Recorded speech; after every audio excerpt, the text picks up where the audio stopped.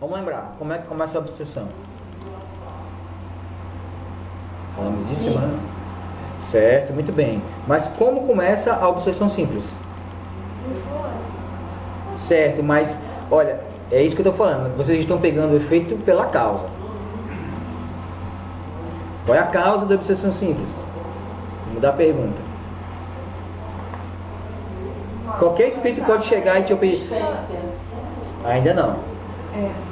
É a nossa permissão. A nossa permissão. Como nós permitimos a influência? É aquilo que eu disse, quando nós cedemos a um pensamento que não é nosso. Conforme a gente vai dando possibilidade que... Mas aí tá no campo da influência ainda, né? Mas como ela disse, ela falou da influência, mas quando começa a ceder. No campo da influência. Isso. A gente vai cedendo. Aí Isso. fica com crises de cólera, né? Ou de desânimo, De pensamentos, ou então de prazerzinhos. Ou prazeres na questão sexual. Da bebida. Da bebida, do Isso. jogo. Isso. Né? Perfeitamente. Quando a gente permite. Porque se a gente for analisar, quando a gente vai estudar obsessão, se a gente não tiver muita consciência de que nós somos os causadores disso, e não só como consequência de atos passados, mas pela permissividade na nossa postura atual, moral, a gente vai sempre achar que Deus é cruel. Como é que Deus permite que isso aconteça? Alguém Que é mal. Que denomina-se de inimigo, na verdade são nossos irmãos, né? E que a culpa é deles porque está perseguindo a gente, que está fazendo isso, que está fazendo aquilo. Ou seja, tirando de nós próprios a responsabilidade. Né? Inclusive da cura. Sim, principalmente. Muitas das comunicações que se recebe na mediúnica aqui no tratamento, muitas vezes os espíritos dizem: olha, eu estou aqui porque ela me chamou, eu estou aqui porque ele me chamou, eu estou aqui porque o encarnado me atraiu.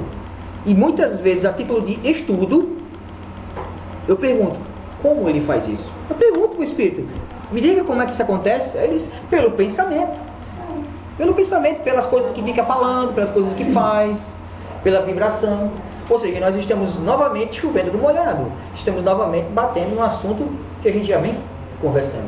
Mas é um assunto que a gente precisa tentar ao máximo dominar. Então, esse é o primeiro ponto. Começa pela influenciação, a gente vai cedendo, aí passa para uma fascinação, e o que vai acontecendo é, ao nível, olha só, raciocínio assim. Vamos estudar perispiriticamente, estudar um pouquinho de fisiologia humana. Nós sabemos que cada uma das nossas células do corpo físico, ela está para uma idêntica igual ao nível perispiritual. Só que na verdade é o contrário. As células físicas é o efeito, a causa é o perispírito.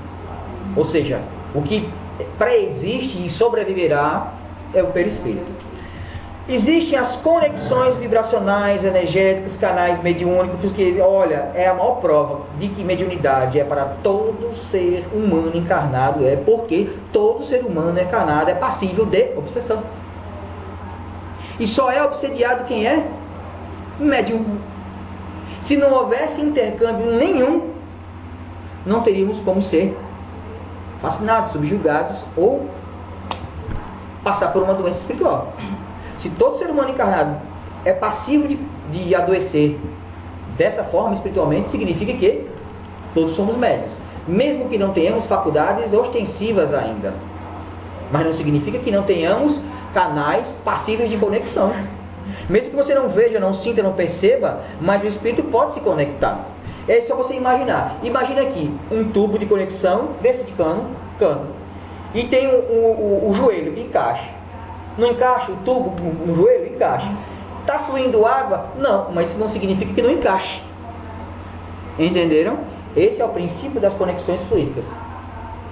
Entendeu? Mesmo que a gente mediunicamente ainda não haja a fluidez da mensagem, mas os canais se conectam. O canal mediúnico do médium com os contatos do espírito. Então, conforme a gente vai cedendo, aí vem aquela lei, eu já comentei, claro, também várias vezes, é uma lei. Quando a vontade não é firme, uma vontade maior vai dominar. vai dominar. Essa vontade mais forte pode ser inferior, de um espírito inferior que tem vontade firme, ou de um espírito superior. Então, todo o processo obsessivo vem da permissividade. Significa permissividade é eu permito, eu deixo. O pensamento vem e eu acolho. E a cada vez que eu vou acolhendo, e como o Irandê falou perfeitamente, a cada vez que eu cedo a uma explosão de raiva, a cada vez que eu cedo por uma falta de fé, insegurança, aí daí eu explodo e nesse dia eu estou super chateado, eu estou com 1000 problemas e de repente eu desconto em alguém. Ali, cada vez que eu estou cedendo a uma influência, aí você não entende que às vezes aquele aperreio já é ali um espírito lhe influenciando para você se desestabilizar. Porque enquanto a gente estiver num padrão vibratório, ele não nos acessa. Eles precisam nos tirar do padrão para que eles possam ter sintonia de se conectar conosco, que é a brecha. E cada vez mais, imagine que cada brecha é como se fosse assim, um fio. Já viu aqueles fios de fibra óptica, cabo de fibra óptica? São milhares de fiozinhos fininhos, como um cabelo. Cada vez que a gente cede, é um canalzinho de fibra óptica que encaixou na gente. Mais outro fiozinho de fibra óptica. Cada canalzinho de fibra óptica desse que está sendo conectado do espírito conosco, mais comando ele vai ter sobre nós. Nós estamos permitindo que isso aconteça. Ok? Então, do processo da influenciação para obsessão simples, que nós falamos que é justamente... É quando a gente começa a gente sente muito o eco do que tem na gente com aquilo que o Espírito está propondo. Passa por exemplo, avança um pouco mais, tem a questão da fascinação, aí já o Espírito vai trabalhar na vaidade. Da fascinação passamos para a subjugação. Tem um ponto nesse texto que aí eu discordo. Ele generalizou, ele disse que possessão e subjugação são coisas diferentes, segundo Allan Kardec. E eu, assim, do meu ponto de vista, eu vou falar por quê. Ele disse, possessão é subjugação. Teoricamente sim, mas vamos ver que o texto mesmo fala que são totalmente diferentes. A possessão, eu vou falar já, está anotado aqui para não esquecer, e a subjugação. Todos os processos, eles vão acontecendo paulatinamente. Você vai deixando aquilo, você vai entregando o controle da sua vontade, do seu pensamento, do seu sentimento, da sua emoção. O controle do seu corpo para que um espírito comande. Certo? Eu vou fazer um parênteses, eu tenho coisas para falar aqui, porque o texto foi muito grande, mas Kátia me pediu aqui. Não, é exatamente isso que você está falando. A gente sente quando acontece a obsessão, né? Eu, pelo menos, tenho percebido mais isso. Eu estou mais sensível a isso. Tem hora que... Mas só um minutinho, deixa eu só fazer um parênteses. Você tem que verificar, porque obsessão é obsessão, influenciação é influenciação. Mesmo a influenciação forte, que está ali lhe pressionando, uma sensação ali não é uma obsessão. Passa a ser obsessão quando ali ele se vincula a você e vai estar todo o santo dia contigo. É essa questão que eu ia perguntar. Esse controle, porque a gente ainda, eu pelo menos ainda digo, opa, tem que parar, estou perdendo o controle, não sou eu, vou, aí faço uma oração rápida, medito, penso no livro do elefante cor-de-rosa, eu faço isso e eu percebo que eu não consigo voltar. Você mudou a vibração. Exato. Isso aí a gente vai perdendo o controle disso aí, se deixar. Se você deixar, vai. Aí não tem nem noção do que está. Chega a coisa, isso, olha, por isso que eu digo, olha, gente, eu adorava ver falando nessas coisas. Olha, tem gente que faz curso para defunto. Curso para defunto é ficar assistindo novela, perdendo tempo e não fazendo nada. Você passa uma vida pensando que um dia vai morrer e vai ficar. Olha, é como um absurdo, olha. Quando você for me enterrar, viu? Me enterra debaixo de um pé de mangueira para ter sombra e não sentir calor. Já ouviram isso? Eu já. Você está entendendo a consciência? A pessoa não tem noção da vida além do túmulo. Então, o que a gente vivencia aqui, gente, a gente vai vivenciar no plano extrafísico. Os irmãos necessitados que atendemos aqui, várias vezes aconteceu aqui. Semana passada aconteceu lá atendendo, eu atendi um espírito junto com o Cláudio atendendo de um lado e eu atendendo do outro. E o espírito disse, eu não consigo nem orar, porque ele lá está me comandando, eu não consigo. O espírito subjugado por outro espírito. Eu convidava ele a orar, ele disse que não conseguia orar, porque a mente dele estava controlada por outro espírito. E aí a gente pede, nesse momento, a gente pede a intercessão de Jesus, dos bons espíritos, que possam romper esses vínculos fluídicos que impedem do espírito ter liberdade.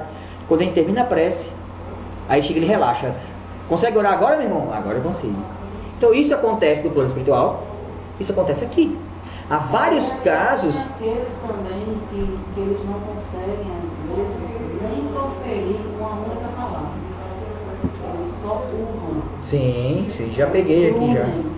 Exato. Eles ainda estão num processo ainda tão animalizado. Muito ódio, muito ódio. De possessão, porque eu entendo a questão da subjugação com as outras fases também, elas têm níveis. Sim, e perfeitamente. Vão se agravando, né? Vão se agravando Perfeito. paulatinamente. Então, a cada nível é pior. Só que a gente não sabe quando termina um nível e começa o outro. Exatamente. Porque isso tudo faz parte do campo das nossas emoções. Exatamente. É tudo muito forte e a emoção é um turbilhão de coisa na cabeça da gente. E quando você é um médico que tem sensibilidade, isso é mais difícil ainda. E tem que estar muito mais atento. Porque é por isso o processo de educação. É por isso que é necessário o estudo. Para que a gente fique assim, como o Kátia está falando. Né? Opa, eu já estou me excedendo, então eu vou parar porque eu já sei mais ou menos onde é que vai dar. Isso vai compensar totalmente. Perfeitamente. Né? E aí depois que a gente passa por esse processo, a gente se sente fraca, porque o dispêndio de energia é enorme. Né? É como se a gente tivesse ligado aqui em nós um tubo e saiu aquela descarga assim.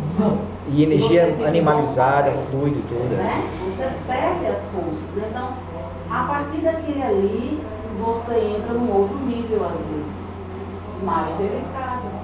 Né? Então, essa questão é muito séria. A gente atendeu já algumas vezes lá no NEP, irmãos que estavam nessa situação.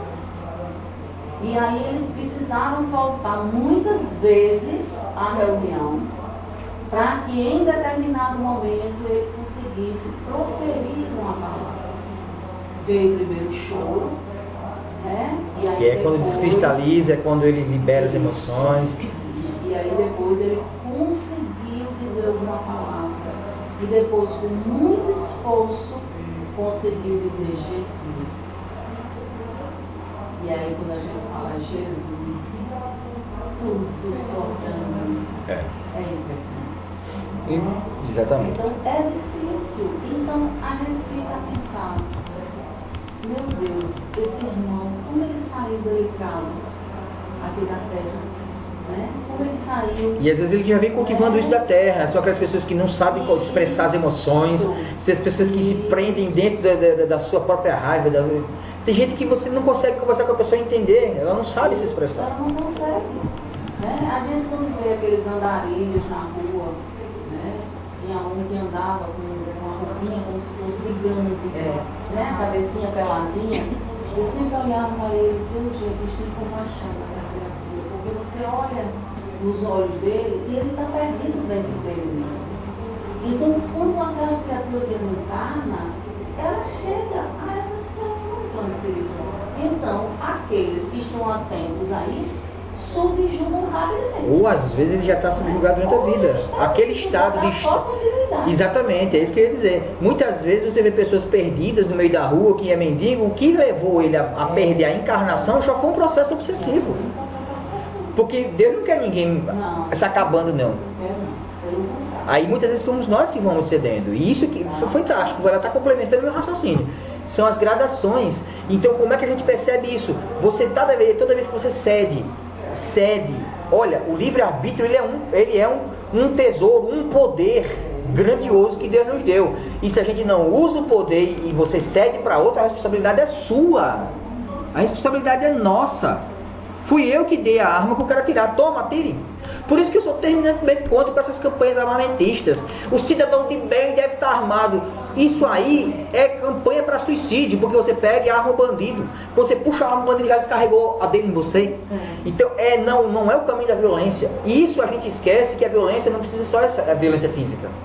A violência moral. Entendeu? A gente tem que ter esse controle. 1, 2, 3...